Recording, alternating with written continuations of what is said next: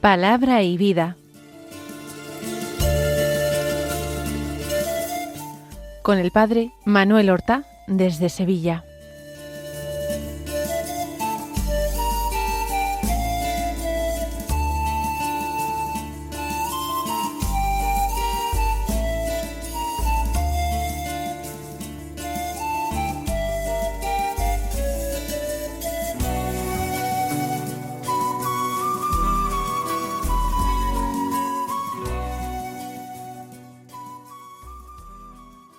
Muy buenos días, queridos amigos, oyentes de Radio María y seguidores del programa Palabra y Vida. Hoy es el viernes de la 32ª semana del tiempo ordinario. Un viernes que es 15 de noviembre.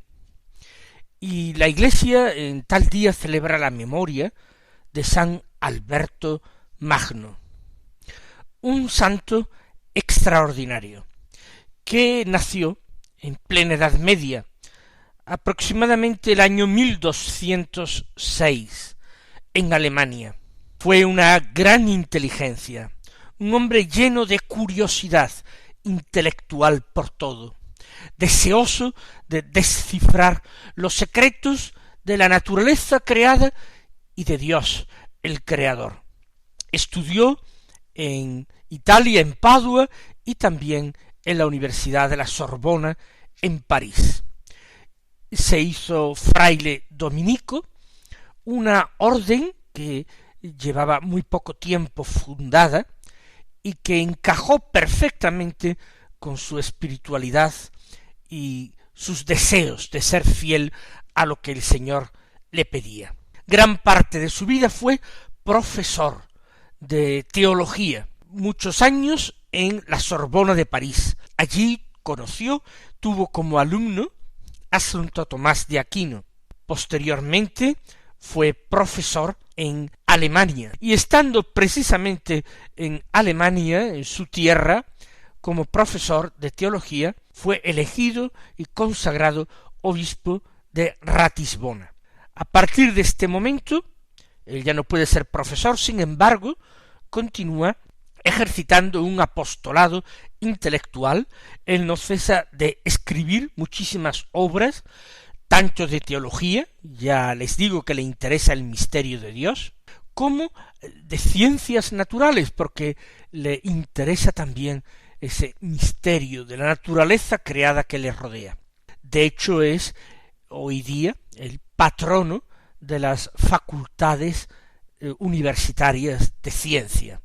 Allí, siendo obispo, pues desplegó también su espíritu apostólico sobre sus diocesanos y trató de llevar paz a tantas familias como ciudades que en tiempos revueltos estaban enfrentadas. Murió en la ciudad de Colonia en el año 1280. Tendría en torno a 75 años, lo que era una edad avanzada para su tiempo. Vamos a escuchar ahora la palabra de Dios que se proclama en la liturgia de la misa del día. Ayer nosotros leíamos la carta de San Pablo a Filemón. Ya les decía, una carta muy corta que no está dividida en capítulos.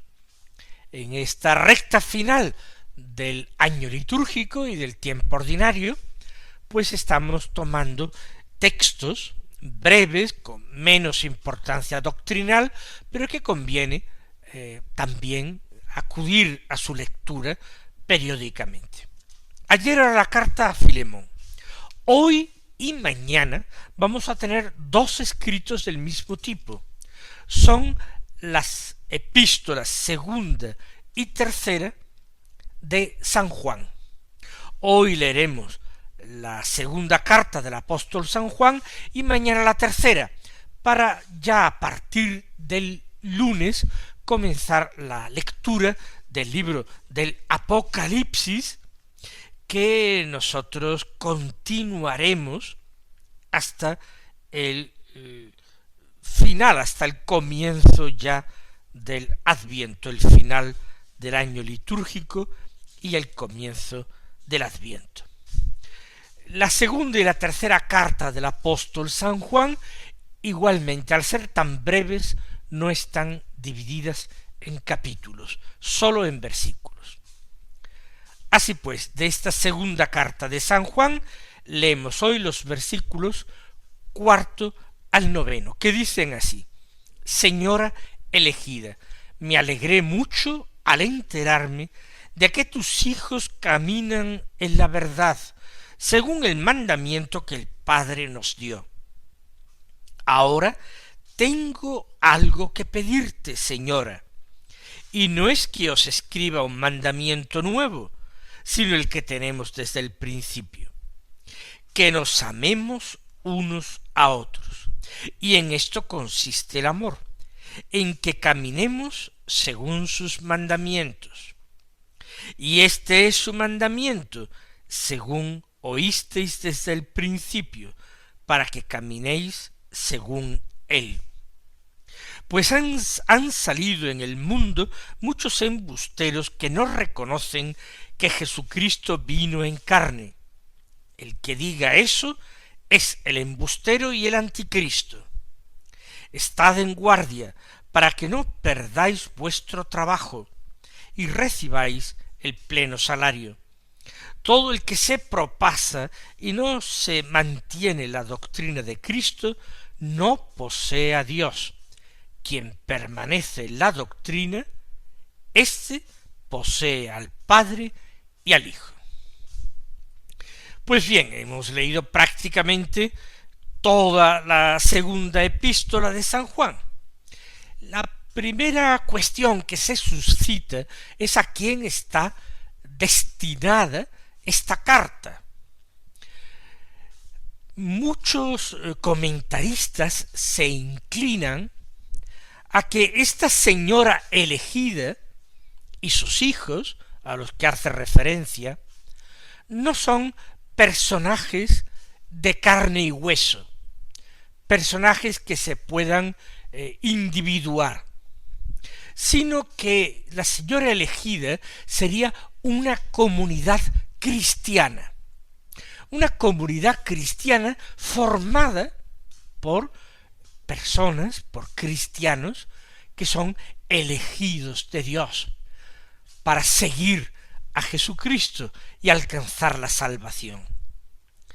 La señora elegida y sus hijos serían una comunidad cristiana y sus miembros.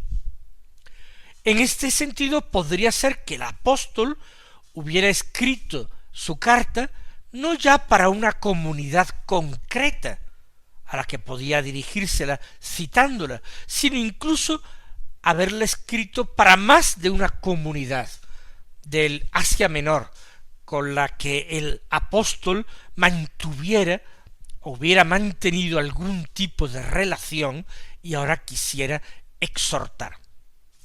Esta pequeña carta, este billete casi, y diría entonces escrito y dirigido a varias comunidades joánicas, si no fundadas por el apóstol, sí en contacto con el apóstol y de alguna manera tributarias de la predicación y de la doctrina del apóstol Juan.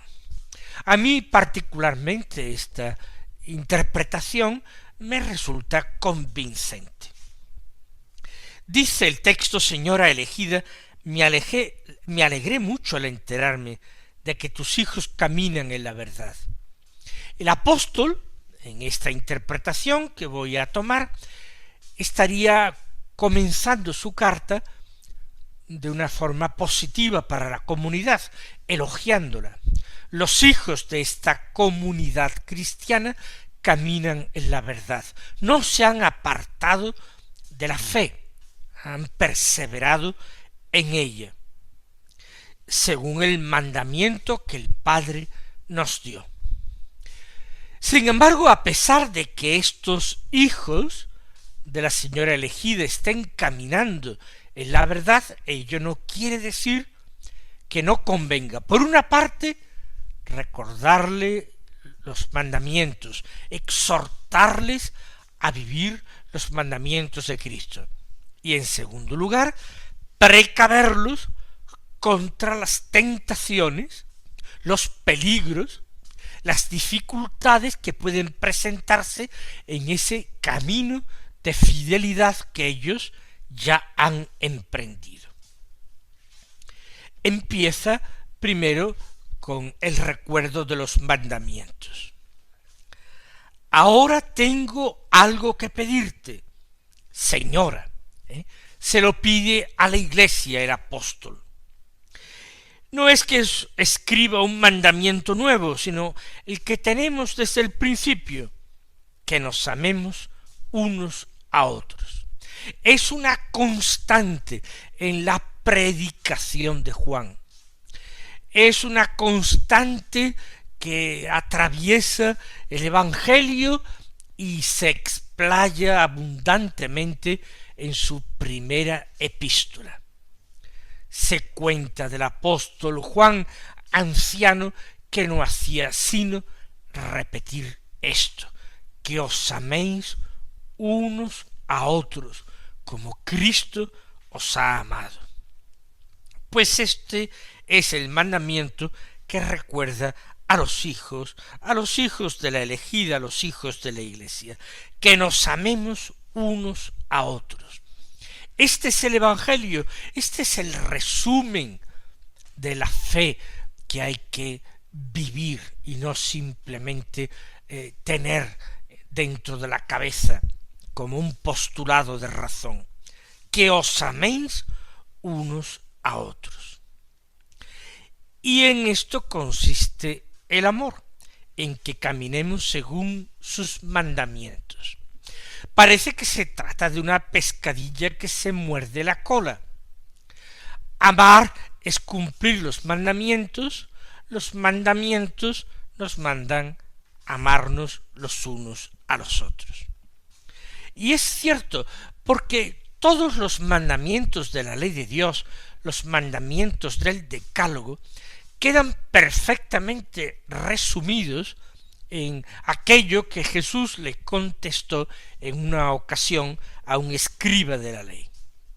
El mandamiento principal y primero es: amarás al Señor tu Dios con todo tu corazón, con toda tu alma, con toda tu mente, con todas tus fuerzas. Pero el segundo, porque hay un segundo, es semejante al primero. Amarás a tu prójimo como a ti mismo. Y el Señor había dicho que en estos dos mandamientos se resumían perfectamente toda la ley y los profetas y la enseñanza de los profetas. Juan esto lo escuchó mucho de labios del Señor, lo recuerda y él a su vez también lo enseña. En esto consiste el amor, en que caminemos según sus mandamientos. Y este es su mandamiento según oísteis desde el principio, para que caminéis según él. ¿Cuál? El de que tenéis que amaros los unos a los otros. Aquí está el núcleo de todo. Salirse de aquí implica muchas veces caer en error. Y ahora viene el apóstol a hablar precisamente de estos errores y de estos peligros. Han salido al mundo muchos embusteros. Los embusteros son los herejes. Y es propio de los herejes, tras predicar la doctrina con muchos y falaces argumentos, empezar a poner normas y mandamientos que se apartan con mucho de los preceptos, de los mandamientos de nuestro Señor Jesucristo. El embustero es el que no reconoce que Jesucristo vino en carne. Hay una serie de herejías en el ámbito del apóstol San Juan que son herejías de tipo gnóstico, que planteaban que Jesús no había sido verdaderamente un hombre, había sido divino, una manifestación de Dios en la tierra. Si ustedes quieren, un avatar de Dios, pero no un verdadero hombre. No era carne real, sino carne aparente, fingida, para que la divinidad hubiera podido relacionarse, interactuar con los hombres. Estos herejes negaban, por tanto, la encarnación de nuestro Señor Jesucristo. Negaban que el Verbo de Dios se hubiera hecho carne para habitar entre nosotros. Negaban de alguna manera también la realidad más honda de la pasión y de la muerte en cruz del Señor. No es Dios quien muere en la cruz, porque en ese sentido el que agoniza es no un verdadero cuerpo humano, sino la apariencia que el Hijo de Dios había tomado para venir a la tierra. Muchos embusteros han salido en el mundo, han aparecido, no reconocen que Jesucristo vino en la carne. El que diga eso, el que niegue la encarnación, el que niegue que Jesús es Dios verdadero y también hombre verdadero, la doble naturaleza de Cristo, el que diga eso es el embustero y el anticristo.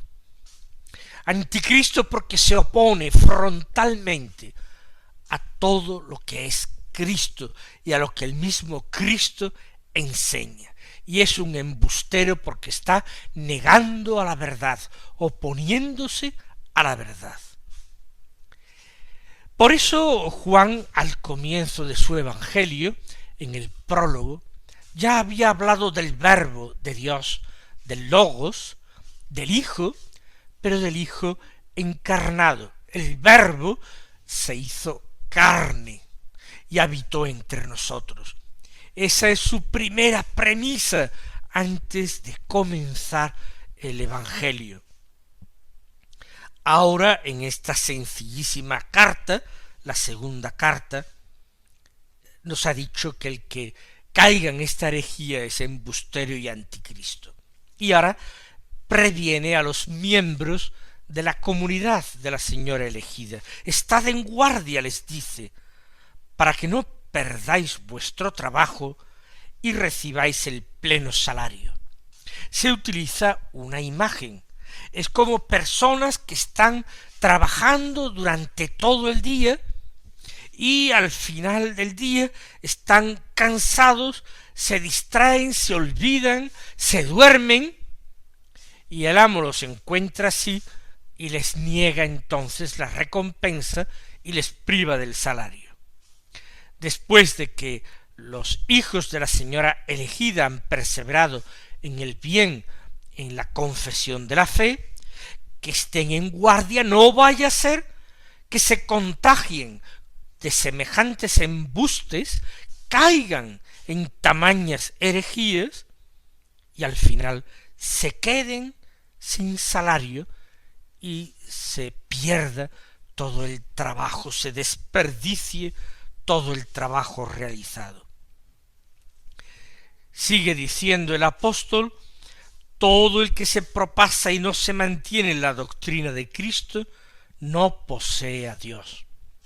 La doctrina de Cristo es la verdad de Cristo, que es camino, que es vida para los hombres.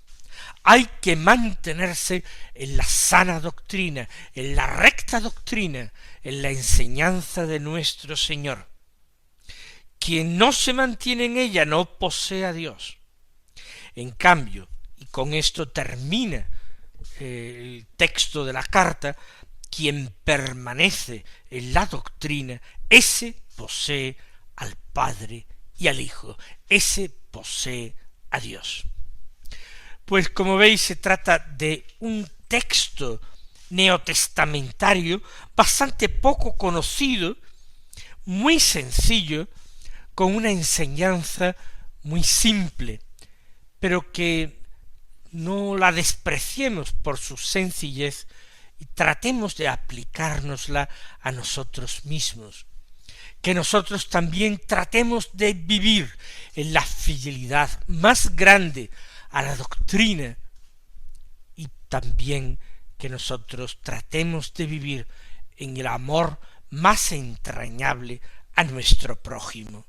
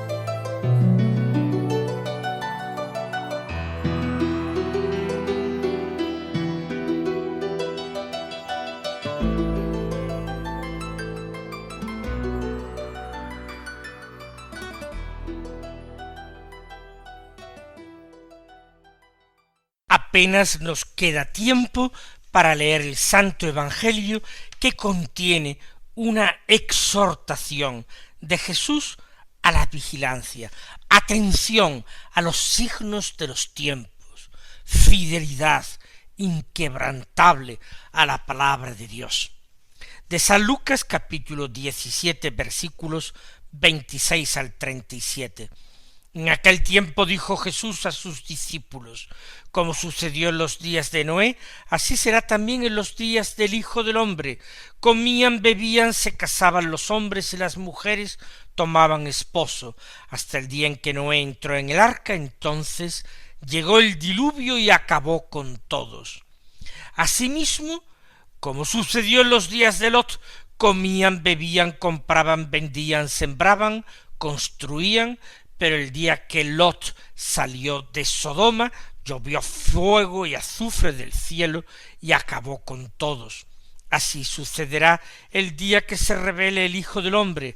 Aquel día el que esté en la azotea y tenga cosas en casa, no baje a recogerlas. Igualmente el que esté en el campo no vuelva atrás. Acordaos de la mujer de Lot. El que pretenda guardar su vida la perderá, y el que la pierda la recobrará. Os digo que aquella noche dos estarán juntos, a uno se lo llevarán, a otro lo dejarán. Estarán dos moliendo juntas, a una se la llevarán y a otra la dejarán. Ellos le preguntaron: ¿Dónde, Señor? Él les dijo: donde está el cadáver, allí se reunirán los buitres. Mis queridos hermanos, que el Señor os colme de bendiciones, y hasta mañana si Dios quiere.